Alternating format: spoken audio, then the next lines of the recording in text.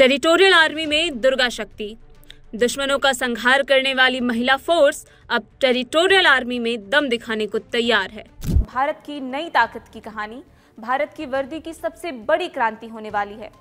ये महज एक माइलस्टोन नहीं है, बल्कि बदलते माइंडसेट की पूरी कहानी है। भारत की टेरिटोरियल आर्मी अब महिलाओं के लिए भी खुल गई है। ये सिर्फ एक नोटिफिकेशन नहीं है, ये भारत की रक्षा व्यवस्था में एक बहुत बड़ा मोड़ है। और ये सीधे जुड़ता है उस दशक से जिसमें भारतीय महिलाओं ने रफेल उड़ाए, वॉरशिप्स पर कमांड किए और सियाचिन जैसे मोर्चों पर लीड किया।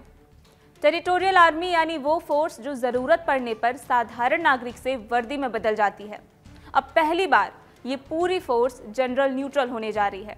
इसका मतलब महिलाएं अब डिजास्टर रिस्पांस, रिलीफ ऑपरेशंस और स्टेट लेवल सपोर्ट में सीधी नेतृत्व में भूमिका निभाएंगी।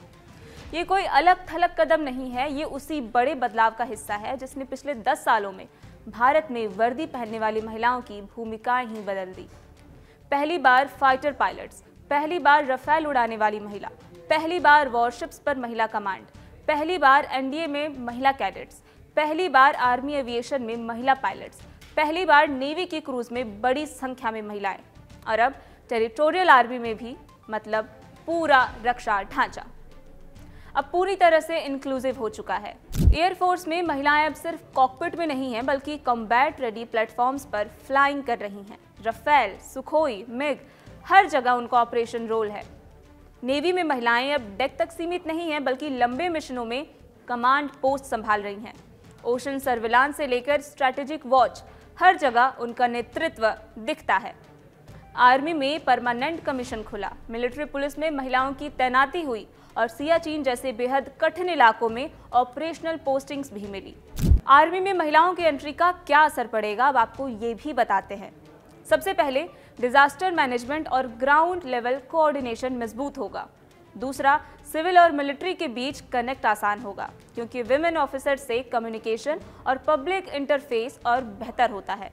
तीसरा, डॉक्टर्स, इंजीनियर्स, आईटी प्रोफेशनल्स और मैनेजमेंट एक्सपर्ट्स अब अपनी स्किल्स सीधे देश की स्ट्रेंथ में योगदान कर सकेंगे। टीए की सिटीजन सोल्जर पहचान अब सचमुच आधी आबादी की ताकत बन चुकी है। ये बातें सुनकर जोश से मन भर जाता है, लेकिन इसमें कुछ चैलेंजेस भी शामिल हैं। तो अब बात चुनौतियों की कर लेते हैं।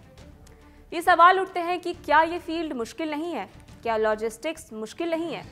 लेकिन हकीकत यह है कि जब महिलाएं सियाचिन बेस कैंप में ऑपरेशन संभाल रही हैं, फ्रंट लाइन एयर बेस पर नाइट फ्लाइंग कर रही हैं और समुद्र के बीच वॉरशिप कमांड कर रही हैं, तो टेरिटोरियल आर्मी में भी उनकी एंट्री एक जबरदस्त कदम साबित हो सकती है। अब बात करते हैं मोदी सरकार के दौरान आए महिला सशक्तिकरण के टॉप एग्जाम्पल्स की, जिसमें पहली बार जो कदम उठाए गए हैं वो सारे शामिल हैं। पहली महिला फाइटर पायलट्स, पहली महिला रफेल पायलट, पहली बार वॉरशिप कमांड में महिलाएं, पहली बार एनडीए में महिला कैडेट्स, पहली बार बीएसएफ कैमल कॉन्जिमेंट में महिलाएं, पहली बार कोस्ट गार्ड डेक पोस्टिंग, पहली बार आर्मी एविएशन में महिलाएं, पहली बार नेवी की बड़ी क्रूज में महिलाएं, और अब टेरिटोरियल आर्मी में एंट्री। ये सिर्फ माइलस्टोन नहीं, ये माइंडसेट की पूरी शिफ्ट है। ये दुनिया के लिए साफ संदेश है कि भारत में महिलाओं की वर्दी अब सिर्फ प्रतीक नहीं है, ये फुल स्केल ऑपरेशन रियलिटी है। भारत अब उन देशों में शामिल है जहां आसमान, जमीन और समंदर तीनों में महिलाएं कम्बैट लिंक्ड रोल्स निभा रही हैं।